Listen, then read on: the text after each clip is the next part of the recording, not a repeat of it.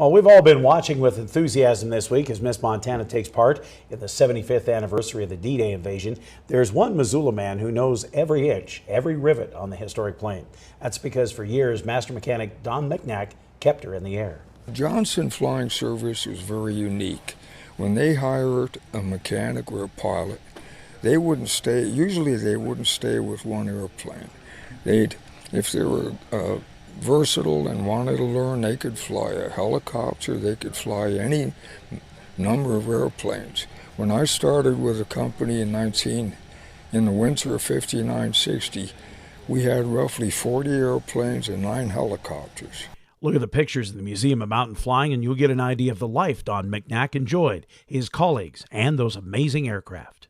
I made it a point to try to work on all of them, but I love the TBM, the Travel Air here, and the DC-3s, the older stuff. A career that saw him not only wrenching on aircraft in Missoula and Johnson's base in McCall, Idaho, but flying on a variety of assignments, even being tasked with loading hay off the Missoula airport and then hanging on for dear life in the cargo bay as loads were delivered to backcountry airstrips for the Forest Service.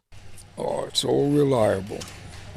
In the hands of a good pilot, if you lost an engine and you weren't overgross and had to climb, they could usually make it to home port unscathed. And although there were some white-knuckled flights, especially in our mountain weather, the now christened Miss Montana and her sister planes were up to the task.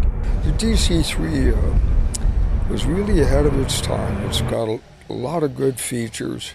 Keep in mind it was developed in the late 30s. It's really an all-weather airplane. The exception was during a blizzard in January 1962 when Governor Don Nutter was killed when his plane went down on a flight to Cut Bank.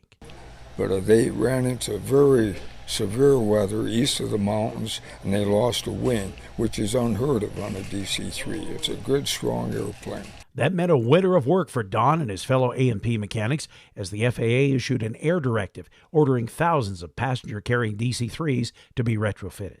Thousands of rivets and new quarter-inch bolts, hooked up the cables, and away she went. Then we bought another airplane in and did the same. Noisy, picture four guys, I'm one of them, rap, tap, tap. Now the main noise in the old Johnson hangar has been the rebuilding of Miss Montana and the cheers as she's made her triumphant flight to France. But now in his late 80s, Don was helping but staying away from those rivet guns. Just clean up stuff and do very minor work. And it's kind of nice to do that. Oh, it was a great interview. If you want to learn more about Miss Montana, Don Michnak, and his pioneering colleagues, you can visit the Museum of Mountain Flying just east of the main terminal at Missoula International Airport.